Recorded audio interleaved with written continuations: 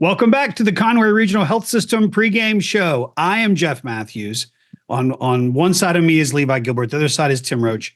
We are the voices of the Wampus Cats, and we're back after a week off, and it's taken a minute to get going again. But here we are. It may take you a minute to get going again as a fan, and so hopefully it will not take the team a minute to get going as they are back in action tonight. It's Little Rock Southwest. It is the start of the conference season. I was mentioning a few minutes ago that there's really three seasons in a football season, the non-conference, the postseason, and the conference season.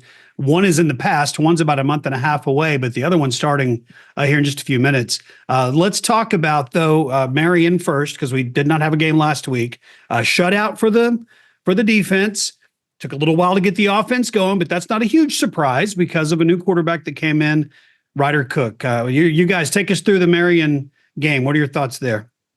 Yeah, I think you nailed it, right? It was like the offense was slow going, not completely unexpected, but the defense, man, they played shutout football, which, let's be honest, after the first two games, I think probably was a little unexpected, especially coming to a place where Marion, they had scored 111 points in their first two games, and then we held them to 0.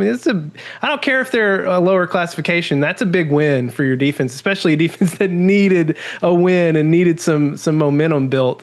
And I think that's carried over into the last 2 weeks of practice. I think the bye week, they didn't have a great week of practice, but it sounds like this week they've been having good practices. So excited for them. You hold Marion to under 275 yards of total offense.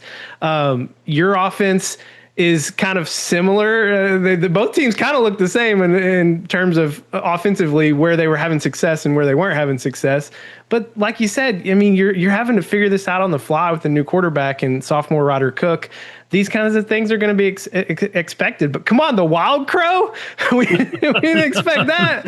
I think you're going to see more of these kinds of new wrinkles because you're going to have to. They're going to have to figure out new ways to get some things going offensively. And props to the coaching staff for that, being able to do that, because it's hard to lose your big arm quarterback in week 2. And now you got to figure out something else to do. And man, it sounds like they're figuring it out. And I was oddly excited going into the Marion game. The excitement continues. I'm excited about this conference season because nothing is a given anymore. And I know as a fan, you're probably like, well, that's kind of weird to be excited about that. But it's just like, I know they can still have success and do what they've done, but they're going to have to work harder to do it. And I'm excited about that.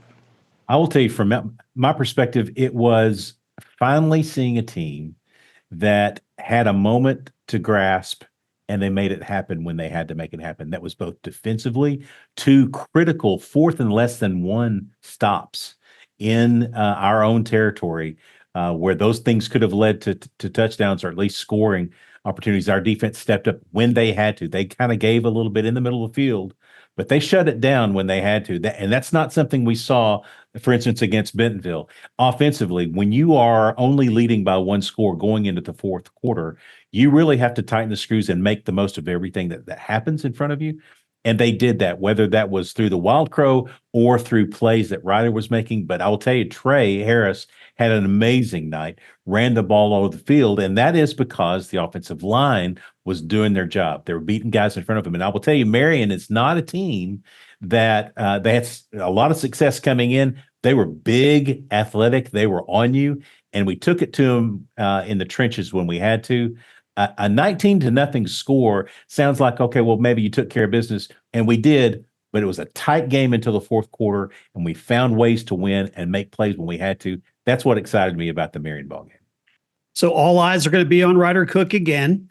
When you're the starting quarterback of any football team, that's what happens. The eyes are on you. Starting quarterback of a 7A team that's supposed to at least threaten their way to War Memorial Stadium is even more so. Let's talk about Ryder. Tell us what you know about him. He's a sophomore. We talked about it a couple of weeks ago. Comes from a great family. But what does he do that Wesley doesn't do? Maybe let's look at it from that perspective. Yeah, well, I think obviously the legs. He's a fast kid. We saw it in the first game against Jonesboro as he came in in cleanup time. We saw it a year ago when he was leading the junior high team, the 2 games we did. He can take off, man. I say he's got that it factor, just the way he runs. I'm not saying it's like a swagger or anything like that, but sometimes you see these kids and you're like, man, he's got it. And I feel that way about Ryder Cook when he's running the ball. So that's something different that he brings into it. The thing is, though, there's not a lot behind Ryder Cook right now. So, they have to really be careful with how much do we run him. I was talking to someone this week and they were like, man, I really wish they'd take the restraints off of him a little bit. And I'm like, well, one, it was just one game. And two, you can't fully do that in week 2 against Marion. I mean, we still got 7 games to go. You got to protect him a little bit and give him some time to figure things out. But I mean, definitely he brings a threat to run the ball that, just that's not what you're expecting from Wesley Tapp. So it is a different element. And I think they can do some things to really be successful with that, but they're being a little careful right now. And I think that makes sense. Well, for me, it was that he didn't flinch. He commanded the offense what they gave him, and to Levi's point, they kind of kept it limited, and I'm sure that was on purpose. And we had some success with some other things that were going on, but he didn't flinch. And again, it was a tight ball game. It was not, the game was in question in the fourth quarter, and he didn't flinch. He didn't bobble. He didn't let little small mistakes lead to bigger mistakes. He didn't try to do something that he shouldn't do. He didn't really extend plays that he didn't need to extend. I was pleased with how he played because he managed the ball game so well, and it looked like he knew what he was doing. And he probably did, but he's just a sophomore. That was a big stage, and I like that he didn't flinch. One more question looking backwards before we get into Southwest and the start of the conference season. What about defensively? Who have you seen on defense? Give me 1 or 2 guys that have really, really stepped up. Well, if I'm just going off of, Marion, I think I got to talk about DK Turner because he gets his first start of the year. Didn't play at all at Bentonville. Comes in, gets his first start of the year. And I didn't realize it in real time, but when I was going through and logging clips later, both of those 4th and 1 plays that Tim mentioned earlier, DK was the first one to make contact both times. The first one, he had a little help coming in behind, but the second one was all him. I mean, he made the tackle, and then he had an interception late in the game. I mean, that was a really, a big moment, I feel like, for DK, and hopefully build some confidence for him. Cam Sims has played well. Lawrence Wagner has played really well.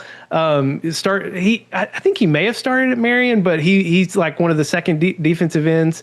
And they've got some freshman defensive linemen that are starting to really come on. Elijah Branch, Jabari Criswell's gotten in some. So I think there's a lot you could look at, but I mean, for me, I got to mention DK Turner because, man, what a game he had at Marion.